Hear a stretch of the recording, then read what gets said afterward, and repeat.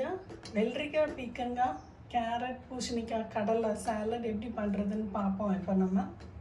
இப்போ ஒரு பீக்கங்காய் எடுத்து வச்சுருக்கேன், நான் ஒரு வெள்ளரிக்காய் எடுத்து வச்சுருக்கேன். இது ஒரு பீக்கங்காய்.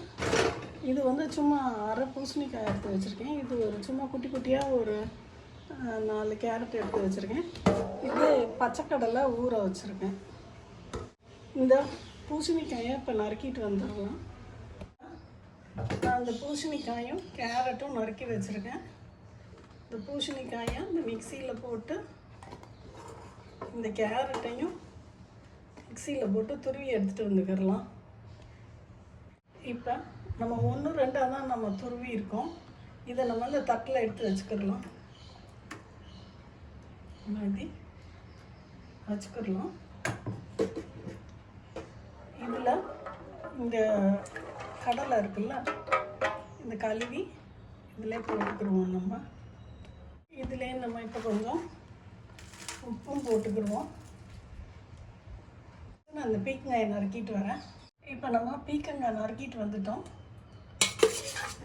இதை இதில் ஆட் பண்ணிக்கிடுவோம். நெக்ஸ்ட்டு இந்த வெள்ளரிக்காயை நறுக்கிட்டு வந்துடுவோம். ஃபஸ்ட்டு நான் இந்த வெள்ளரிக்காய் நறுக்கியிருக்கேன். இதை இதோட போட்டு மிக்ஸ் பண்ணிக்கிடலாம். நீங்கள் இதுக்கு தயிர் வேணும்னா தயிர் போடுங்க, இல்லைன்னா சும்மாவே இதை நம்ம சாலட் மாதிரி நம்ம சாப்பிட்டுக்கலாம்.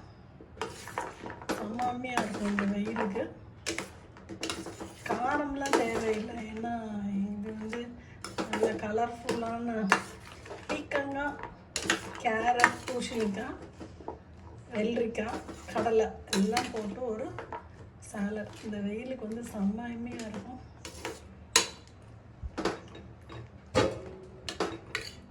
ட்ரை பண்ணி பார்த்துட்டு சொல்லுங்கள் ஃப்ரெண்ட்ஸ். பாய்.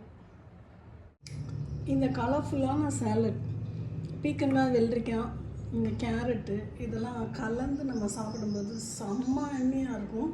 இந்த வெயிலுக்கு ட்ரை பண்ணி பாருங்கள் ஃப்ரெண்ட்ஸ். பாய்.